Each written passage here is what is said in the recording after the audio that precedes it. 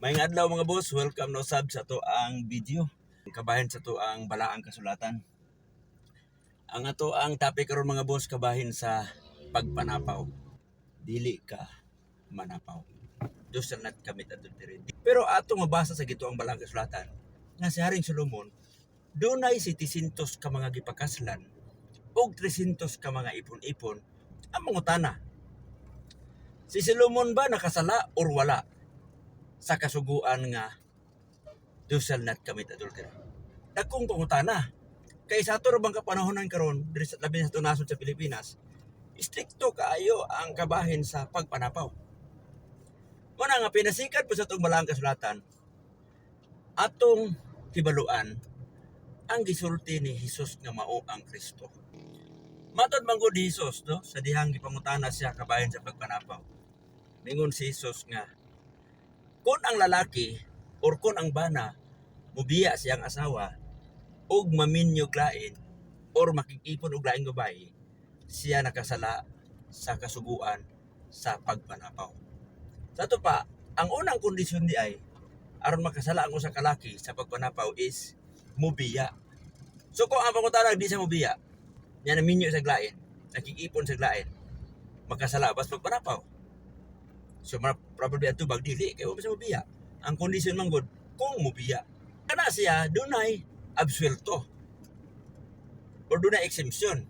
Kay matod man gud ni Jesus, kung ang lalaki mubiya siyang asawa ug makigminyog lain or mga sawag lain or makikipon og lain, siya nakasala sa pagpanapaw. Gawas kon sa pa dunay exemption. Gawas kon ang hinungdan pakighilawas. Sa ato pa, kung ikaw doon na kay asawa, niya nahibal-an ni mo imong asawa nakikhilawas og daing lalaki, or nasakpan nimo nakikhilawas og lalaki, niya biyaan nimo siya, niya naminyo kang lain, absuelto ka sa kasong pagpanapaw or sa kasuguan sa pagpanapaw. So, dunay exemption. Another pag yun sa lalaki, kung ang lalaki makigminyo sa babaeng biniyaan og bana, siya makasala sa pagpanapaw. Sa ato pa, duha ang hinungdan or ang mahimong rason nga makasala ka sa pagpanapaw. Una, kung biyaan ni mga asawa, makigminyo kag lain, kasala ka sa pagpanapaw. Ikaduha, kung makigminyo kag babaeng biniyaan og bana, makasala ka sa pagpanapaw.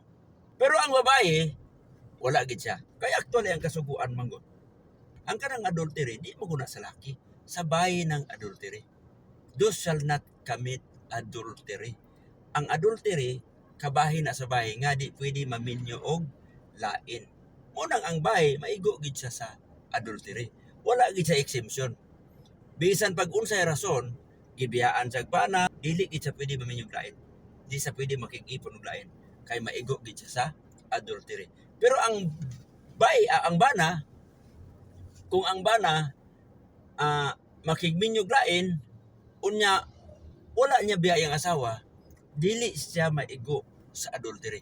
Munay mutubag sa pangutana nga nakasala ba si Haring Solomon sa dihang naminyo sa 700 ka buok babae o doon na siya 300 ka mga kaipon-ipon. Ato kunong i-check sa nangasawa si Solomon og 700 og 300 ka ipon-ipon, doon na ba siya gibiyaan? Wa man tayo mabasa sa balaang kasulatan nga doon na gibiyaan si Solomon. Sa ato pa, wala siya masipyat. Uwa siya nakalapas sa unang kondisyon nga gihatag ni Jesus, nga mao ang Kristo. Ikaduha, sa gipang-asawa ni Solomon, kani ba gipang-asawang Solomon? Mga biniyaan ba ni bana? Or mga duna ba ni bana? Wala pa mabasa nga ang gipang-asawang Solomon dunay mga bana or biniyaag bana. Sa ato pa, wala makasala si Solomon kabahin sa pagpanapaw. Munang antubag, si Solomon wala siya kasala sa pagpanapaw. Kung atong basihan Biblia, kung atong basihan balaang kasulatan, kanang mga gipang anal karon, kanang mga gipang divorce karon, unya namin yung lain ang babae, makasala gid siya sa pagpanapaw base sa balaang kasulatan. Kanang mga nang anal karon nagbulag gibiyaan sa bana iyang asawa o diyan namin yung saglain, kasala siya sa pagpanapaw. Pero gawas kon ang hinungdan pagpakighilawas. Sa ato ba kung dunay usa ka lalaki karon nagpa-analysis siya ang asawa, absuelto siya sa balaod sa Pilipinas. Di siya gukurod sa gobyerno kay naka-annulment man siya. So naminyo siya glain. So wala na siya di siya gukuron. Pero sa balaod sa Dios, inigabot niya sa adlas mo basig iphan siya or basig sukmatan siya. Kay ngano man, nganong gibiyaan man niyang asawa, iyang rason, naanal man ko. Pero base sa balang kasulatan, dili siya makalusot. Kaya ang balang kasulatan nag-ingon nga ayaw biyay mo asawa, pwede ka magdugang kung atong basihan ang balaang kasulatan. Pero kung imong gibiyaan imong asawa, gumikan kay imong nasakpan or imong nibalan imong asawa nakighilawas og lalaki, aka na absulto ka. Ini sa panon mo nganong gibiyaan man imong asawa og naminyo kag lain. Isa ito bag nimo. Akong asawa, akong nasakpan nga nakighilawas og lalaki. Akong nahibalaan nga nakighilawas og lalaki. Munang akong gibiyaan og naminyo kag lain. Absulto ka sa sala sa pagpanapaw.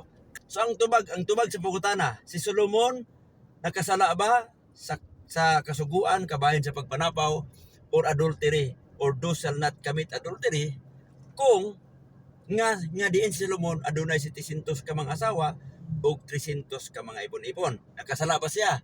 Ang tubag wala siya nakasala. Kay ngano man kay wala man siya gibiyaan sa iyang mga naasawa ug wa pod siya giasawa nga biniyaan og bana or dunay mga bana. Ayaw pa nga boss nga dunay man nasabtan kay na lamang si Jerry Chills malabad, Jerry Gregorio malabad Bitsaida